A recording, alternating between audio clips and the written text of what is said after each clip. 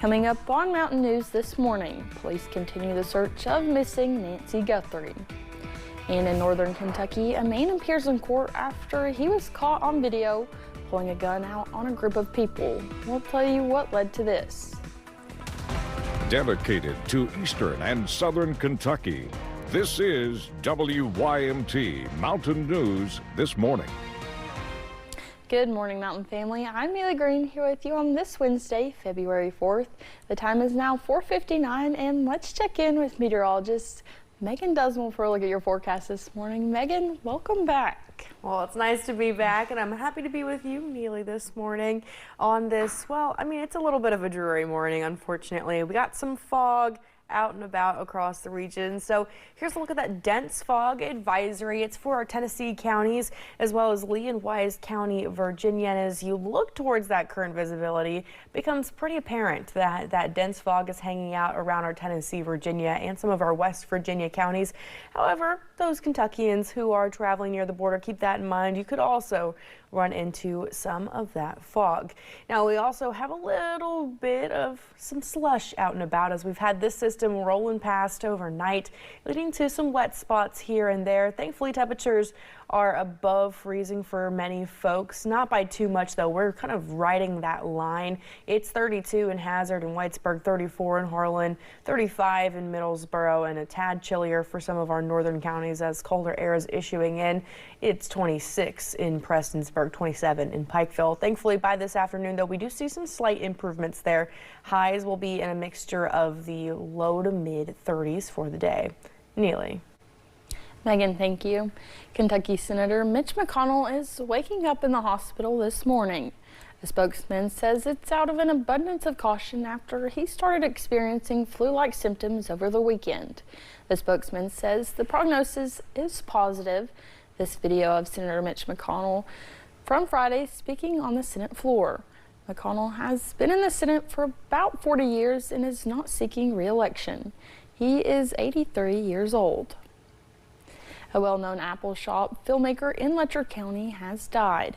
Elizabeth Banks Barrett died yesterday at her home. Barrett grew up in Hazard, and after graduating from the University of Kentucky, she began working as a filmmaker at Apple Shop, a media arts center in Whitesburg. Possibly her most famous documentary is A Stranger with a Camera, which looked at the 1967 shooting death of Canadian filmmaker Hugh O'Connell in Letcher County. Barrett's funeral will be Saturday at 2 at Letcher Funeral Home. Elizabeth Barrett was 74. Now to a developing story in Lexington, where police are investigating an officer-involved shooting. State police say Lexington police tried to make a traffic stop for a vehicle associated with a person who had felony warrants out of North Carolina. During the stop, 3 officers fired their weapons, hitting the suspect. The 40-year-old man was taken to the hospital in critical condition. In northern Kentucky, a man was in court after he was shown on video pulling out a gun and pointing it towards a crowd. The incident happened last Saturday outside of an elementary school in the Verona area of Boone County. Deputies say they spoke to witnesses who provided footage of 28-year-old Stephen Hamlin pulling out a gun and pointing it towards several people.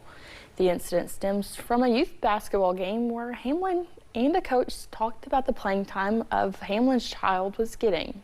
So based on the current allegations, the bond in the case is reasonable. It's going to remain $200,000 full cash. However, looking through your criminal history, you've got an endangering the welfare of a minor back in 20, got some AIs, you've got an unlawful transaction with a minor back in 18. That video was from Hamlin's court hearing Monday.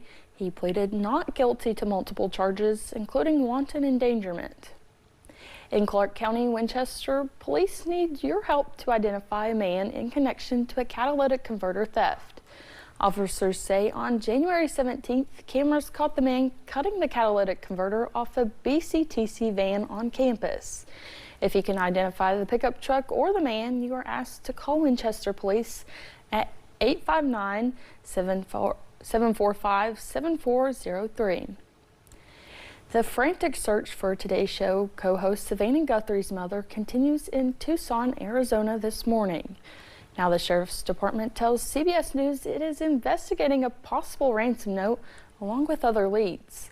Authorities say they believe the 84-year-old was abducted from her home sometime late Saturday night into early Sunday morning. CBS News' Jared Hill has more from New York. We don't know where she is. Critical questions as the search for Nancy Guthrie, mom of Today Show co-host Savannah Guthrie, stretches into a fourth day. We do believe that Nancy was taken from her home against her will. Pima County Sheriff Chris Nanos confirms to CBS News an apparent ransom note sent to a local TV station is now a part of the investigation. In it, specific details about the 84-year-old's home and what she was wearing the night she went missing, but he would not confirm its authenticity. It's like any piece of evidence. You give it to us, you give us a lead, we're going to look at every aspect of that lead and work it as a lead. TMZ says it also received a note demanding millions of dollars in Bitcoin, forwarding it to the sheriff. This as CBS News cameras captured what appears to be a small amount of blood outside of Nancy Guthrie's house. Nanos says a little bit of blood was found inside the home as well. We've submitted all kinds of samples for DNA, and we've gotten some back, but nothing to indicate any suspects. The FBI is assisting, conducting interviews and analyzing local cell phone data. The agency also asking for the public's help. Every lead and tip is important. We are aggressively pursuing and looking into every single one. As the search continues, the sheriff says he does not believe the broader community is in danger. Jared Hill, CBS News. The Pima County Sheriff's Department and the FBI have set up tip lines for any information that could help with the search. Authorities continue to sound alarm bells that the clock is ticking to find Nancy Guthrie because she requires vital daily medication that they believe was left behind when she was taken. Samantha Guthrie was scheduled to cover the Winter Olympics next week, but has since pulled out of the coverage. And we know Nancy Guthrie is a Kentucky native with deep ties to the Commonwealth, including Lexington. The Kentucky Journal reports she attended the University of Kentucky and worked at the student-run newspaper in 1963. She is from Fort Wright and went to Notre Dame Academy, an all-girls Catholic school in Park Hills. The school's alumni page now taking to Facebook saying, quote, "We ask our community to join us in prayer for the safety and protection of our 1959 alumna Nancy Long Guthrie, who is missing in Arizona. May God surround her and her family with his presence," end quote.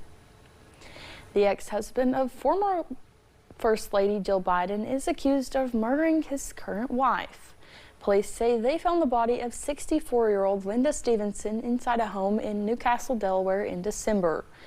A grand jury indicted 77-year-old William Stevenson for murder. Yesterday, he appeared in court and a judge ordered him held on $500,000 bond. Stevenson was married to Biden from 1970 until their divorce in 1975. The man charged with the killing of Charlie Kirk was back in a Utah courtroom yesterday. The defense team for 22-year-old Tyler Robinson wants the prosecutor's office removed from the case. They allege there is a conflict of interest, and that is because a prosecutor's 18-year-old child was in the crowd at a Utah Valley University when Kirk was shot. The county attorney's office denies conflict of interest, saying the adult child did not see the shooting or anyone with a gun. On Capitol Hill, two Democratic lawmakers, Connecticut Senator Richard Blumenthal and California Congressman Robert Garcia, held a public forum Tuesday on tactics and violent encounters in immigration enforcement. The brothers of Renee Good, the Minnesota woman who was fatally shot by an ICE agent last month, were among those who addressed lawmakers. The deep distress our family feels because of Nae's loss is in such a violent and unnecessary way is complicated by feelings of disbelief, distress, and desperation for change.